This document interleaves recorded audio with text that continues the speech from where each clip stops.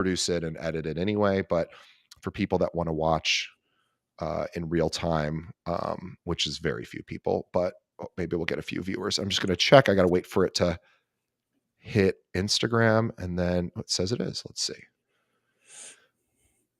There it is. Very cool. They just started allowing live streaming on Instagram through the system, so it's actually been a lot of fun. Okay, cool. Here we go. Everything looks good. All right. Today on my show is top producer Cameron Buening. Start over. That was wrong. Oh my goodness, what a day. Today on the show, my guest is Cameron Buening. Let me tell you more about Cam. Now, Cam is a performer at heart. He actually studied musical theater at Anderson University in Indiana before making his way to Main Street USA at Walt Disney World as a performer in parades and shows. And he jumped into real estate in 2019. He's been helping clients navigate their home adventures through education ever since. Cam was recently recognized as one of the National Association of Realtors class of 2023's 30 under 30, which is a huge, huge honor. And the Indianapolis Realtors Foundations also awarded him the All-Star of the Year, also an incredible honor. He was awarded the Northside Mybor Realtors of the Year 2022, Denver Hut Rising Star 2021, and Rookie of the Year for his brokerage in 2020. Cam recently served as the assistant team leader of the KW Indy Metro North, helping to grow Keller Williams and mentor, get this, over 270 agents, which is crazy. Cam is a resident of Fishers, Indiana, with his husband, Tyson, and their two precious pups, Tucker and Kipper. Together, Cam and Tyson run a thriving real estate team that services all of central Indiana. To learn more about Cam, and by the way, if you are an agent in the Indianapolis area and you would like to work with Cam and his team, please reach out to them. The easiest way to learn more about what they can offer you is go to their website, which is the beaninggroup.kw.com. Beaning is spelled a little differently. Don't worry about it. Go to our show notes. We'll have a direct link there, and you can go right to his website. And also follow him on Instagram. His Instagram, we will also have a link to in the show notes, but it is IAM underscore Cam underscore IAM. So IM underscore Cam underscore IM. We'll have a link to that for you. Cam, welcome to the show. Thank you so much. Excited to be here. I can't believe how much you've done in your short tenure in real estate. It's really, I've interviewed a lot of people on the show over the years, like hundreds and hundreds, and this is truly remarkable. So congratulations on all your success. It really is inspiring. It's really fun to talk to newer agents like yourself who are just crushing it. Let's go to the beginning though, because you started out in performing, and I would love to hear about making the shift from musical theater to real estate, because that is quite a shift, or maybe not. I don't know, but let's hear about it. So why this shift? You started out, did you want to be an actor? Was that sort of the goal, or? Yeah, so I studied music theater at Anderson University here in Anderson, Indiana. And I was really not sure exactly which direction I was going to go. I did some TV and film when I was in college as well. So, some people thought I was going to end up out in LA. I think pretty quickly I realized that Broadway was never really the route for me. But ultimately, after my senior year of college, ended up auditioning for Walt Disney World, and got cast as one of their performers down there, and spent a year at Disney performing in parades and shows and all four parks at all kinds of different resorts, did their Christmas parade, all kinds of stuff. And it was an incredible, incredible experience, especially for that time of my life. When I went down there, I was fresh out of college, and there's a lot of, people either in college or fresh out of college that head down to Disney for their college program. So it was an amazing opportunity to get away from home and kind of explore who I was, what I wanted out of life. But I pretty quickly realized that the starving artist lifestyle was not really for me. A lot of times we were working 60, 70 hours a week, was barely making any money. Even at that time, as a performer, we're one of the higher paid cast members there. And I think I was maybe making 10.25 an hour. And, lived with three other roommates, sharing a place. And it just wasn't the future that I necessarily saw for myself. So decided to move back home to Indiana in 2019. Wasn't really sure what was going to be next and got a big boy job in health insurance.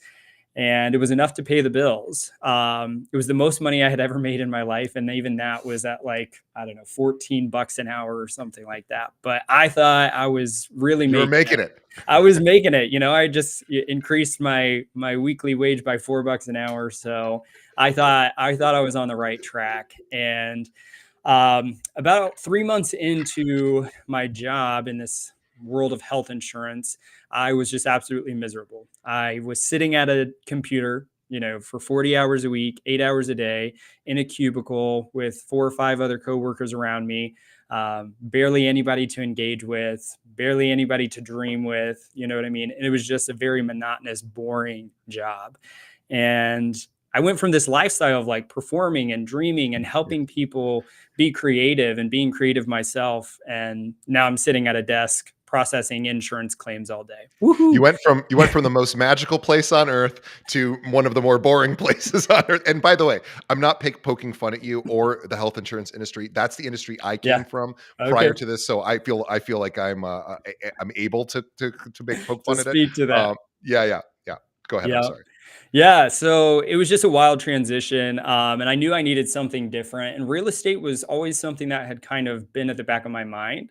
I didn't really have any friends or family members in real estate, so there wasn't anybody necessarily, guiding me or saying, "Oh, you should get into real estate." It was just one of those things I was interested in, and I didn't really know why, but I was like, you know what? It's $600 for a course, 90 hours here in the state of Indiana to go through that pre-licensing course. What do I have to lose? And so I took the course, passed the test, and that was January of 2019 when I walked into a Keller Williams office, signed my name, and started my career in real estate.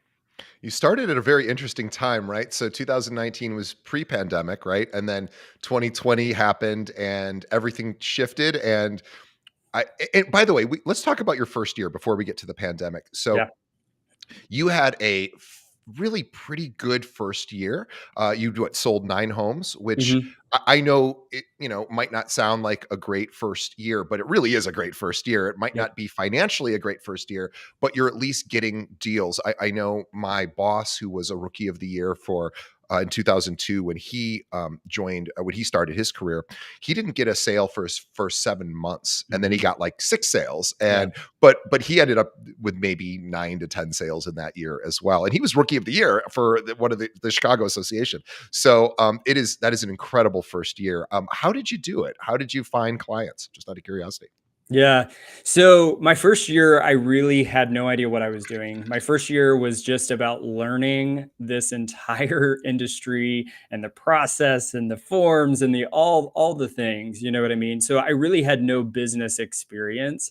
I was just out here trying to figure out if this was even something I was going to enjoy doing, if I was going to be any good at it, and if I could find, make a career out of this. So crazy enough, I actually got my first client within my first 30 days. And it was a Wow, referral to me. Yeah, it was actually my first two clients were referrals. One was a buyer, one was a listing.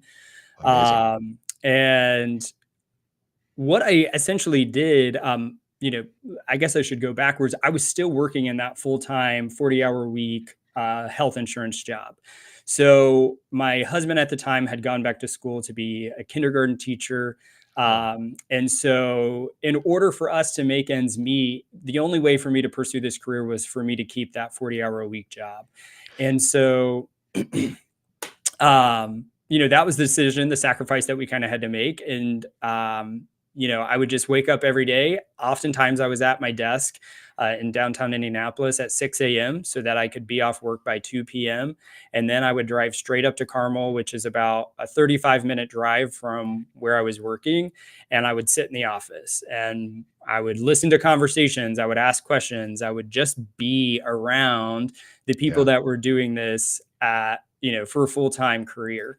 And it really, I think, shaped so much of the beginning of my career, just being able to be around all of these brilliant people that were so eager to pour into me when they saw me showing up day after day after day. Yeah, people are always other realtors are often very impressed with effort, and Yeah. especially from younger agents. And I know agents I've had on the show who I say, "Hey, how often do newer agents come up and ask you if they can sit in open house?" And they'll say, this is not uncommon either, which I didn't know until I started interviewing agents. Some agents would say, "Well, the first time someone asks, I say no." And then I Mm, see if they come back, and I see if they're showing up at the office, and I see yeah. if they're, really doing the work. Once I see, like you were saying, that, hey, this person really cares about the business and seems to be putting in the effort. And, oh, by the way, he's working this other job. And I just want to make this one quick point. I never get to say this. Anyone who says you cannot have a part-time job and learn this business is it harder? Yes, of course Yeah. it is. It's a much harder way to go, but we all have to pay our bills. And Yes. everybody, and I really have a huge issue with firms that are like, you have to do it. Yes, in an ideal world, everyone would do it full time, but that's just not the reality. Of a good majority of our agents are part-time. Yes. So Yeah. it can be done, and you have now made that transition. And so I'm Yeah. hoping this becomes very inspiring to anyone out there who is working another job and who desperately wants to not work another job. Some people like keeping both, and that's Yeah. fine. Yeah. So I love the fact that you started out doing it part-time. And probably there were firms that probably told you that wasn't the way to do it. I'm guessing, not Yes. obviously the firm you joined, but other firms will go, "Oh, you're part-time, we're not interested." Yeah. Yeah, and I'm so glad you said that, DJ, because it's it's very true, and I tell new agents that come into our doors all the time. As you mentioned earlier, I was the assistant team leader for our market center, helping grow the company and mentor 270 of our agents. And I would have agents sit down, and the first thing they would say is, I do have another job, but I'm trying to figure out a way to quit. I'm trying to save enough money, and I'm like, hold on, hold on, hold on. Like, I'm not telling you or asking you to go upend your life and not be able to put food on the table for your family. Like, you have to even figure out if this is actually a career you want to do. And you're going to figure that out pretty quickly. And so, I appreciate you saying that, because I believe the same thing. I always tell agents, you have to do what you have to do in order to make ends meet. Now, there is something to be said, and that's a part of my story as well. I did sell 9 houses my first year. I was excited about that. I think I made about $35,000 in real estate. But the funny thing is I made just as much selling 9 houses, so less than one house a month, than I was making at a full time 40-hour a week job that I absolutely despise. And so that was kind of the aha for me of like, wait a second, I actually like this job a lot. I think I could make a career out of this. I'm getting some pretty good traction early on. And if the bare minimum is selling one house a month and I can make the same amount of money, I would much rather do this. Well, Uh, let's talk about year 2, because yep. year 2 had a massive jump for you. So, did Cameron go full-time in year 2? No, not yet. Mm-mm. But how many deals did you close in your second year? Yep. So year two, my goal was to double my business. I was a newer agent. I didn't really know what the metrics, the volume, the units, all that stuff needed to be. But I'm like, hey, if I could double it, I think that'd be pretty good. I ended up closing out the year quadrupling my business. I sold 38 units, right around 8 million in volume. Our average sales price is, fairly low in the Indianapolis metropolitan area. Right now, it's around 250,000. So for some listeners, that may be like, what? 8 million, 38 houses. So, but yeah, I was extremely excited about that. And what it allowed me to do was get to the point where I was like, there's no way I can continue working this other job, even if I wanted to. Like, Yeah. I just had so much business that fortunately in August of 2020, we were buying a new house, our second house, and so the day we closed, I got on a call with my boss and put in my 2 weeks notice. Um, Amazing. had to get out of that job as quickly as I could. So This is an incredible story because, yeah, so for the first 8 months of 2020, Cam did have that other job. And yep, then and that last quarter of that second year, he was like, all right, I cannot do both anymore. But for the vast majority of that year, you had 2 full-time jobs. And that is really a testament to your work ethic. And I suspect that goes back to, your dedication to theater and also Mhm. specifically Disney, right? So Disney, I would imagine, and I've worked at companies like Disney, not Disney directly, but I worked for Anheuser-Busch. And what I Mm. learned from Anheuser-Busch at the time, they were the number one beer company in the world, certainly in this country as well. And the precision and the perfection that they demanded, which sounds kind of funny because we don't technically think of Anheuser-Busch as being high-end stuff, but the way that they do their products, Walt Disney, same way. Everything Yeah. is absolutely they have to create perfection as close as possible because that's what they're selling. And Yeah. I imagine that probably instilled in you an amazing work ethic just because of how hard you were working for almost no pay when you were down there. Yeah. Yeah, absolutely. I mean, just to speak to the Walt Disney World Company, even just the training that you go through, I mean, down to the finest details of, when you're guiding somebody in a certain direction, either an open palm or two fingers, like everything has been thought out Yeah. and has a reasoning behind it. And so you're right. It really did. It was one of the best opportunities I've ever had in my life, being the young age that I was when I went down there. And it shaped so much of who I was at that time of my life. And there's still so much of my time at Disney that shows up in our work and our team, things that I've brought into our business as well. So, yeah. And 2020 was also a crazy year to be able to do 38 sales as a junior broker. You're in your or junior agent. You're in your second year. Yep. You're working another job. You don't totally know what you're doing yet, but you're doing well enough. And all of a sudden, you quadrupled your business. How did you quadruple your business? What do you attribute that to? Yeah, so there's actually a really key part of my story that happened in the first quarter of 2020. So before the pandemic even happened. So at the time, my husband and I, we were living in our first house that we bought. We were recently married just a couple of months. And like I said, he went back to school. So he left his full time job. And we really only had my income plus, the income of real estate at that time coming in. And I remember sitting down and it was sometime around January, February of 2020. And we were doing our biweekly budget. And every time we would do our budget, we would have to take $1,000 out of our savings account in order to pay our bills. And we were literally about 30 to 45 days away from completely wiping out our savings account and living paycheck to paycheck. And we sat there, tears running down our faces, like, what the heck are we going to do? I know Tyson couldn't, go get a job. He's got to be at school every day. And so it was like, all right, Cam, you got to do what you know how to do and go out there and just hit the ground running. And that's exactly what I did. And so really, when people ask me, how did you build your business? There's three things that I really kind of focused on. One of them was open houses. It's an easy answer for a lot of people, and yet a lot of people don't do them. And Crazy number of people don't do it. don't do it. Yeah, they don't believe in them. And especially if you're a new agent, I can't think of any other thing that you should be doing with your time. So I would do 2 to 3 open houses every single weekend. I was super proactive versus, rather than waiting for an agent to come and say, hey, I have a listing. Do you want to do an open house? Every Tuesday or Wednesday of that week, I would get on my company's, my office's listings, see what was new in the areas that I wanted to serve, and then what ones would show really well and what, ones that I thought a lot of people would come to. And I would reach out directly to those agents. Hey, can I, do an open house on 123 Main Street? And I would get 2 to 3 of them for that weekend. And then it was an opportunity for social media as well. So when you're at the house leading up to it and all of that. And so what I think it ended up doing, a lot of people talk about capturing market share, meaning like, you're in a neighborhood or an area and you sell more homes than anybody else in that area. What I was really trying to attempt, and it's talked about this in the MREA book, the Millionaire Real Estate Agent book by Gary Keller, is, capturing mind share.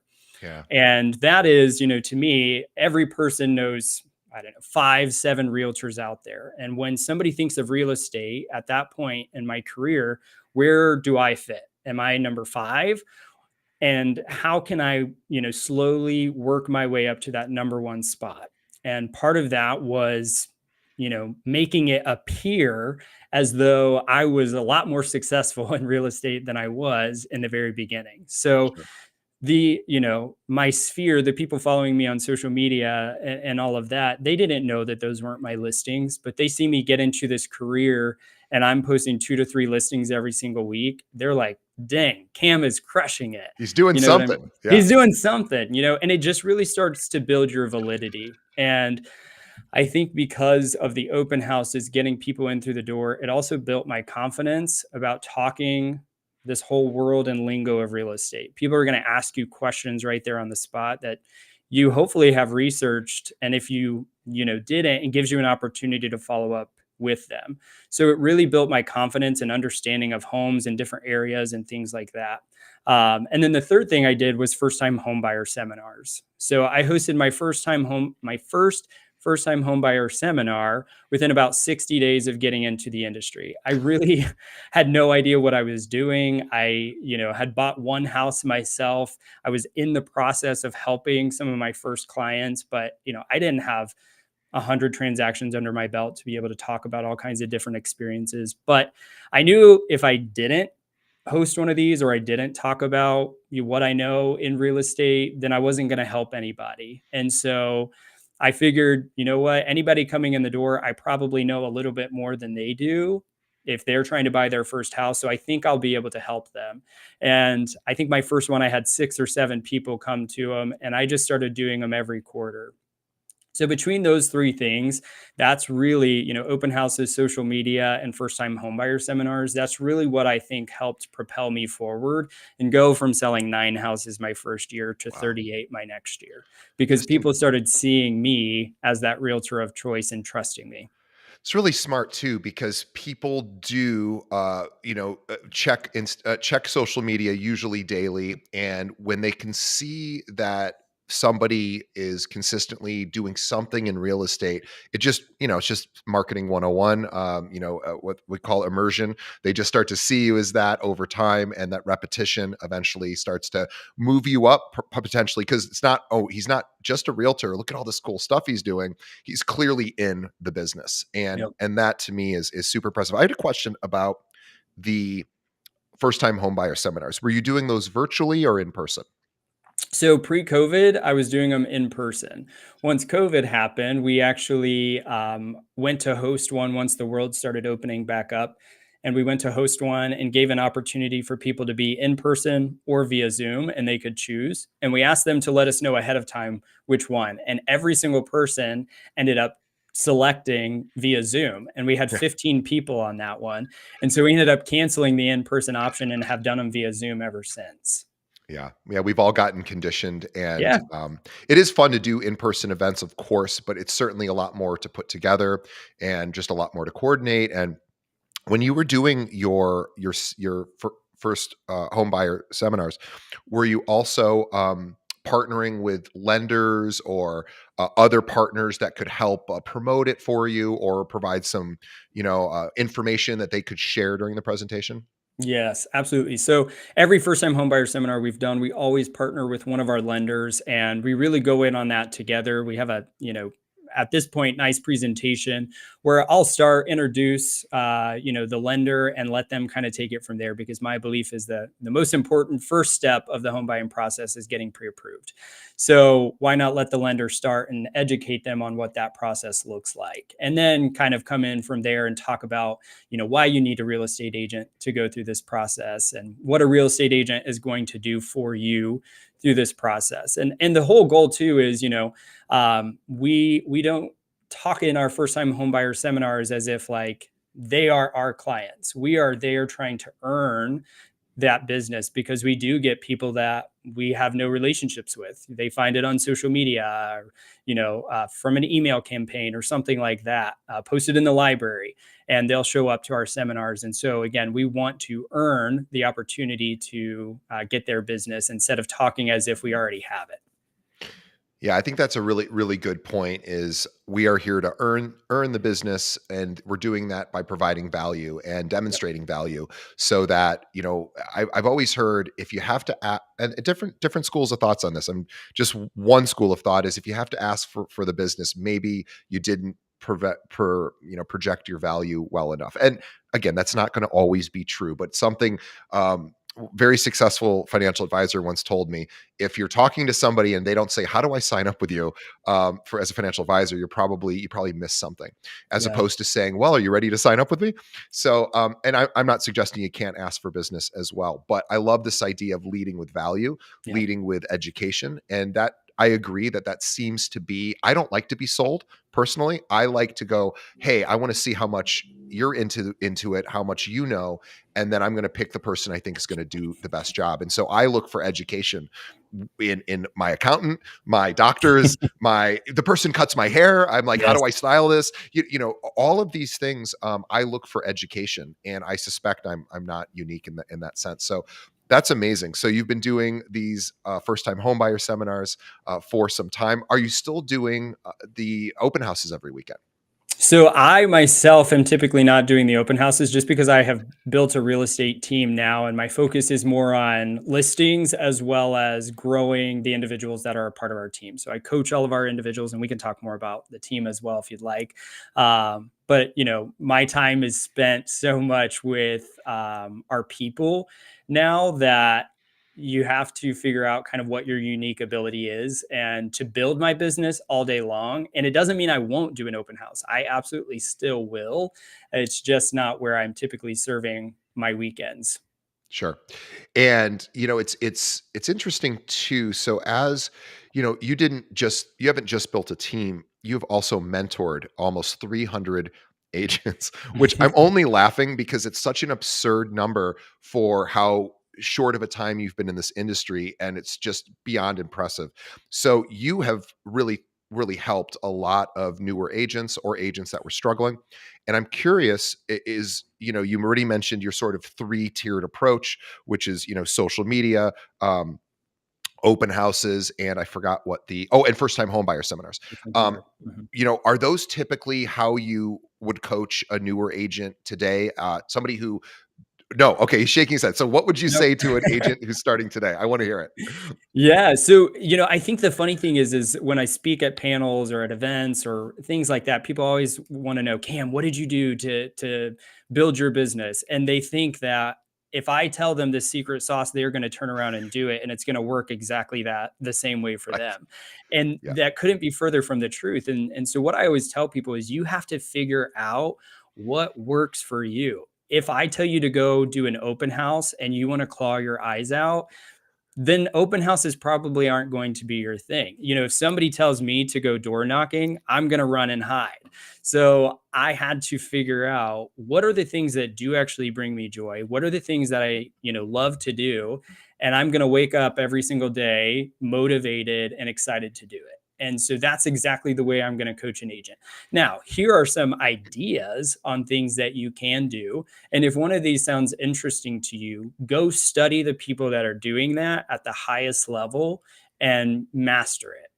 And what I talk with a lot of new agents about, I think one of the pitfalls new agents have, and maybe even some experienced agents as well, is everybody's out here trying to be the master of everything. And we're all out here digging these, you know, 100 foot wells versus going out and digging 1,000 foot well and digging it deeper and better than anyone else out there. And so what I mean by that is, if you're going to do open houses and you say this is the thing that I'm going to give a shot, you can't do two. Nobody shows up and you say, well, open houses stink. I'm never doing them again. No, you have to commit to it. You have to study it. Go study the people that are doing open houses every weekend. How many signs do I have to put out? How many do I have to do? Am I doing them in the right areas? Am I doing them on the right days and the right times? Because the reality is there are teams and agents all across the country that produce millions and millions and millions of dollars in revenue every single year from open houses. And so you've got to go out, and when I coach new agents, it's really figure out what your three pillars are going to be and go focus on those. Yeah, hyper focus, and also, geographically, I'm also a big fan of, you're in a major area. You Mhm. have metropolitan Indiana, you've got or Indianapolis, you've got the suburbs like Yep. Carmel. wait, Carmel. No, Carmel. Yeah, I always It was forget Carmel. California, Carmel, and Carmel in Indianapolis. Which, by the way, I've been to Carmel, Indiana. Yeah. That's where like all the really good schools are, I think, from what I understand. And Yep. it's a really great suburb. There used to be RCA, the electronics company, used to be out there. But anyway, a million years ago. But that is neither here nor there. But yes, but the idea of specializing, I think, Mhm. is really really important. And I think you're right too. It's you got to do what you enjoy because you're going to be doing a lot of it, right? Yeah. So whatever it is that you're selecting as your marketing or your business development or client acquisition sort of tasks, you better enjoy that to some extent because and the other thing too, because you just said something that was really quite profound, and I want to just not discredit it at all because you're absolutely right. But I wanted to add something onto it. So it's funny because I was thinking about myself as you were talking about this. So I've done this podcast for I think 6 years now, and I would love to tell you that I am the best podcaster in the real estate space. That would be that's not true. So I'm not going to say that. I don't think I am, but I have a pretty big following, and I Yeah. wouldn't say it's because I'm so good. It's just because I've been doing this consistently for 6 years. So, we're one of the most listened to shows. Maybe I have a natural some sort of natural ability at it. Maybe I've gotten better over the years. I'm sure that's true.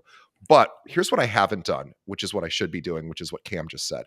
I should be studying the other podcasts that are in my space, not Mhm. so that I can beat them, but just so that I can see what everyone else is doing and how do I elevate my own game? How do I Yep. become a better interviewer? How do I bring the best out of my guests? Yes. And Cam just actually inspired me to start doing that myself. But I will tell you, even if you don't improve your skills and you just show up and do the work consistently, you will get some still pretty impressive results. Yes. So, what do they say? Like success is 90% just showing up. Yeah. So, what has Cam done since since he's been in real estate? He didn't have time to start a second career, but he did. He had a need to, and he found time to go to the office after his first job. I've never heard of anybody doing that, by the way. That is so cool that you did that. And by the way, not easy. And Yeah. he was doing that. He was hanging around. He was absorbing what other agents told him. He was in the presence of great agents, or at least some great agents Yeah. at your firm.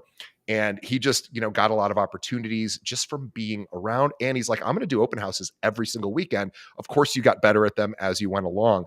And also, you were studying to how do I make these the most effective and efficient ways? And you like doing them. Yeah. So it really is this magic combination of you should like what you're doing because you're going to do a lot of it. So pick something you enjoy.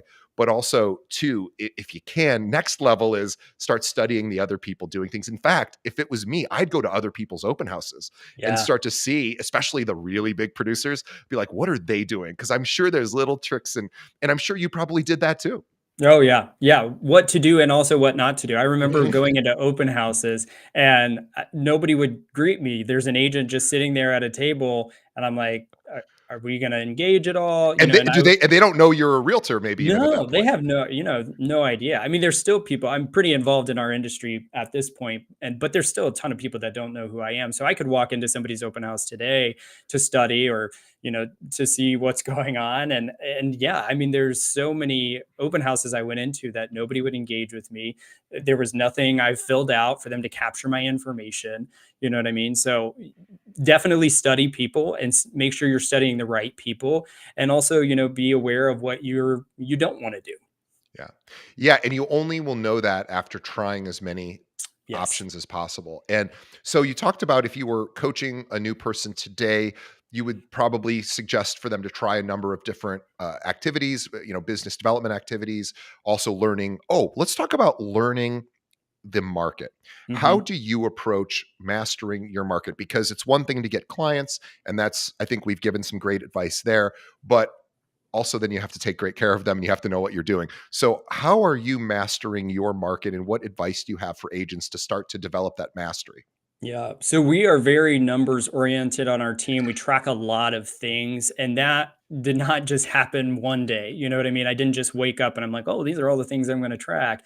I have all this experience. I always tell people, like, I come from dancing on Main Street, USA. I did not have any background in business or business experience. I was a server for most of my life as well. You know what I mean? So everything I have learned has been because I've put myself in front of people that are doing all of this 10 times better than I am doing. And I'm sitting there front row, ready to learn, taking notes, asking questions. So you got to be willing to do that. But every single week in our team, we track the market numbers. So basically, the two main markets we service, Marion County, which would be where Indianapolis would reside, as well as Hamilton County, which is where I live, our office is. It's one of the, consistently ranked one of the number one counties all across the United States, Carmel, Fishers, all that good stuff.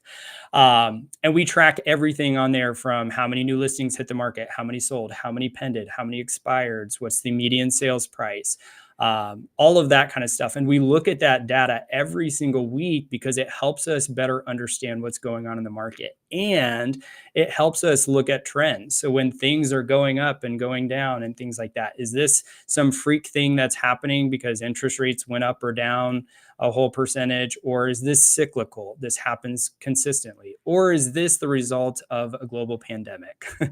All of these things, by tracking that consistently and looking at it every single week, we can better educate our clients as well on, hey, this is actually a great time to sell because based off this time last year, there was low inventory and a high number of homes that were pending. That shows us that, there's going to be a lot of not as much competition out there for you and more people looking at your home. So we really track and look at all of those market statistics on a weekly basis as a team and have conversations around it with our team too, so that our team can go out there with our buyers and sellers and have those conversations as well. Curious about how you and the team are handling the low um, inventory sort of issue that pretty much every major market is facing right Yeah, now. So, is that a thing in your current market? And how are extremely. you help coaching your team on how to still thrive or survive during time when there's less opportunity? Yeah. So, I mean, I guess to the benefit of the time I got into this industry in January of 2019 and then going into COVID, pretty much the entire business I've ever known has been low inventory. You know what I mean? So it's not like I'm having to pivot my strategies or anything. It has always been having to be really creative on helping my clients find properties. And a lot of times that might be off market properties as well. So we have conversations around that as well. If an agent on our team is saying, oh, I've been working with Susie for 2 months and I just can't find anything, we're constantly losing offers. We got to sit down and strategize because clearly what's hitting the market, they don't have the ability to go above and beyond and be as strong as as maybe they need to. So maybe we need to look at finding something off market. So we'll do mailers to a community. There's a way through Remind to pull an entire community and actually access their email addresses. Most people are just going to send mailers, but you can actually access people's email addresses and you can send information about open houses. You can send information to them. Hey, I have a client that's looking for these specific, 3-2 in Hamilton County. Are you interested in selling? Those kind of things. So you just have to be willing to do things that no other agent is willing to do. And if you sit back and just wait for the houses to hit the market, well, you're going to be out there in the long line waiting to get in like everybody else is. Yeah, I agree. So I was just looking up while you were talking there on what the current interest rate is as of today for a 30-year fixed. And if I'm looking at my numbers correctly, there's a chance you may be correcting me, but I believe the national average is 7.3 Yep. and we're seeing as low as 6.4. So somewhere in that range. That is obviously higher than most people would have preferred today, as well as in the past several years when we saw 3% rates or less. But that's not where we are anymore. Yeah. So, how are you coaching your buyers who are, interest rate sensitive to I'm going to wait until the market comes down. What is your approach? Or sorry, I'm going to wait until interest rates come down. Come So down. what would be your approach if you have a buyer who's in that position? Yeah.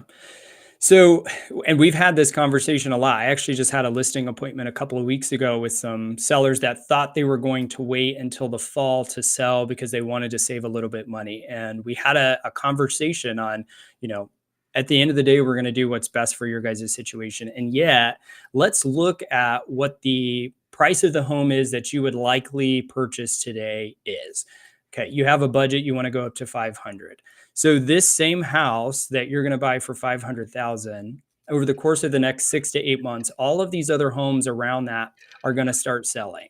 And they're going to see that that house sold for 500, so they're going to try to get 510, 525, 540. Next thing you know, this exact same house that you wanted to purchase, if we purchase it today at 500, is going to maybe cost you 540,000 here in the fall.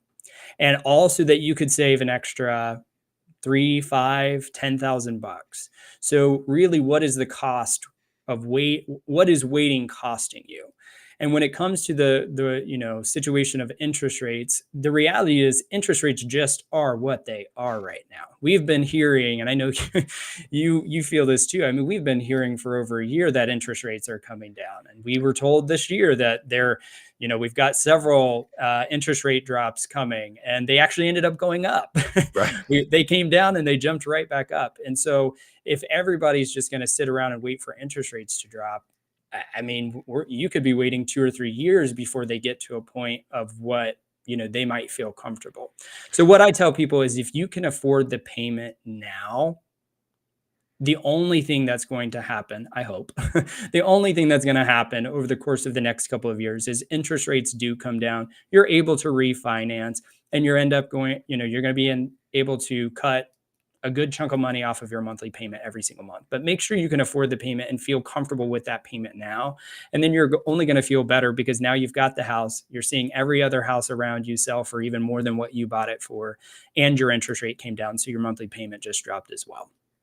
Great point. And basically what Cam is saying is, if we wait until interest rates drop by, 100 basis points or 200 basis points, we are going to see the pricing explode because more Right. buyers flood the market, and we're going to not only have more expensive homes that are currently what they're priced today at, but more competition. We're going to have Yeah. a lot of people, and we're going to start to see what happened several years ago, which, if you were able to buy something and you were lucky enough to get an offer accepted, good for you. But a lot of 95% of offers didn't get accepted because there Yeah. were dozens and dozens of offers. Last question. Now, this is a question you may not have dealt with yet, but it is on everybody's mind. Technically, in the co-op field, we can now offer $0, 0%. I don't know if you've seen this yet. However, if you were to see this, you're working with a buyer, and you see in the co-op compensation field that it is $0. So, in other words, the seller is not going to be compensating you as the buyer's agent. Have you started to think about what you would do in that situation?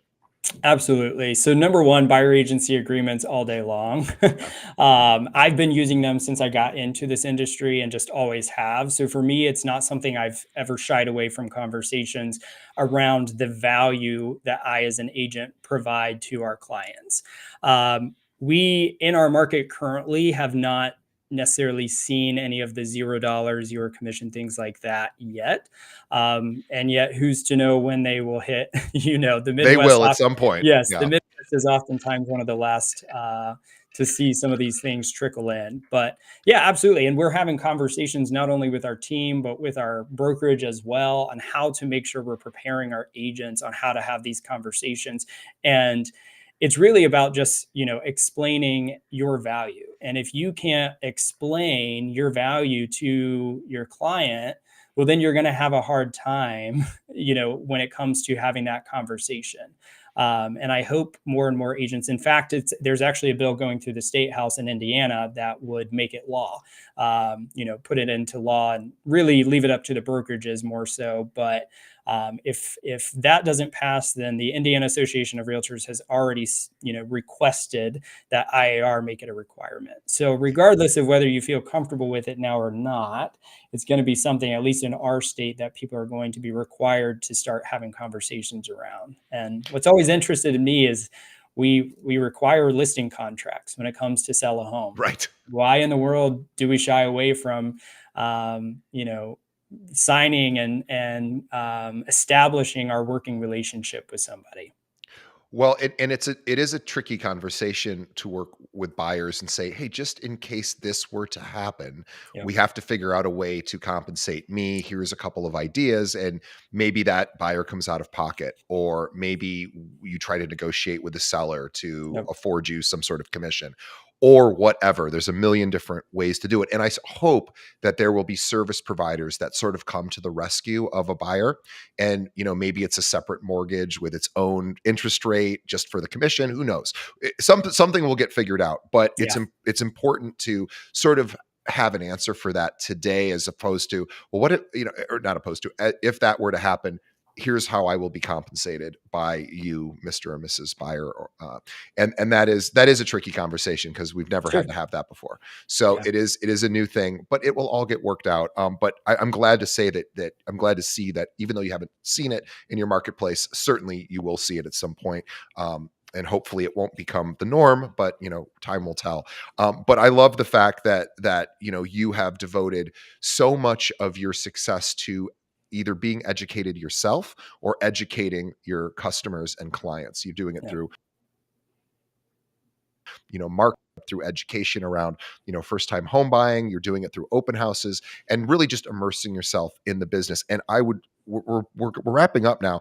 I would like to encourage anyone who is in it's Hamilton County and Marion County, if you are an agent that works in those areas and you feel you're not getting the attention you need from your existing team, your brokerage, wherever you might be working, and you want to see another option. Well, Cam is his team is growing, and That's he and his true. team are crushing it, and he would love to not just have you on the team possibly, but also mentor you and give you some great advice. He's mentored almost 300 agents already, which is unbelievable. So, Cam, for anyone out there who's like, I may want to check out what Cam Buening and his team are going to offer, what's the best way they should reach out to you? Yep, you can follow us on social media. So mine again on Instagram is I am Cam I am. That's usually the best place to get a hold of me. I've almost maxed out on Facebook, so please don't friend request me because I probably He won't be might able not to. friend you back. I might not accept it because I'm down to just a handful more. So, but yeah, Instagram is going to be the easiest way to find me, and you can give me a follow, direct message me, and if you have interest and further conversations about joining a team, our brokerage or our team, I'm more than happy and would be honored to chat with you. And not only that, Cam will also let you know if you're not a good fit for Yeah. what he's looking for. Yes. And I mean that in a very Yep. positive way. He may Yeah. even direct you, hey, I know this other firm that would be perfect for you. Cam is just a really generous, lovely person. So please Mhm. reach out to him. He'll point you in the right direction, whether it's to his team or even elsewhere.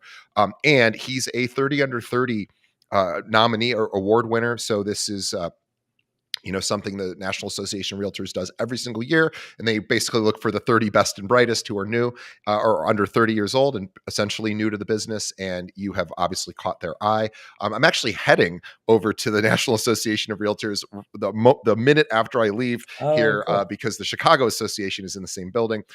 But if I run into any National Association people who are part of the 30 under 30 committee, I'm going to be like, I just talked to Cam Beating. And they'll probably say, oh, that guy's great. But anyway, Yeah.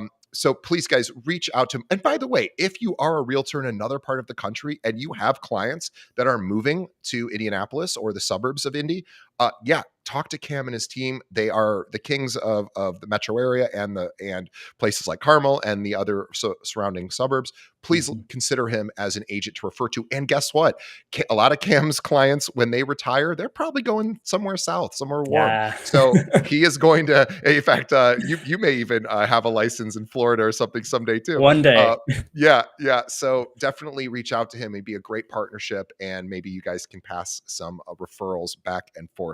All right, Cam, thank you so much. Cam Beaning, everyone. He and we didn't mention your husband is also on your team, and you guys Yeah, run this team together. So we you and do. Tyson are this powerhouse team. Is he also still teaching, or is he doing this full time? Or Nope. Yeah. So he left teaching in 2021 and came and joined me on the dark side of real estate. And yeah, we've been running it together ever since. He is our director of ops. And so he wants nothing to do with sales. And that's why it works for us. We just I stay in love each it. other, stay out of each other's lanes. Very, very smart. And when it's two committed people working together, you have to have that figured out, and you guys Yeah. have that figured out. So congratulations. Not an easy thing for a married couple to do, but you guys are doing it, and obviously it's working. So Cam, on behalf of everyone on our show, listening to our show, please, we thank you. You're an incredible young man. I don't want to say young man, makes you sound like you're a teenager. You're an incredible man in his 20s who is really crushing it in real estate. We're so honored to have you on the show. So thank you on behalf of the audience. On behalf of Cam and myself, thank you to the audience for making it to the end of the episode. Please tell a friend. Please share this with another agent, in maybe a newer agent, somebody who's newer and Mm. struggling. And if you're newer right now, you're probably struggling a little bit. So Yeah. share this with someone else in your office. It may just give them the motivation or some strategies to actually move forward. Cam gave some really specific examples of what to do if he were new.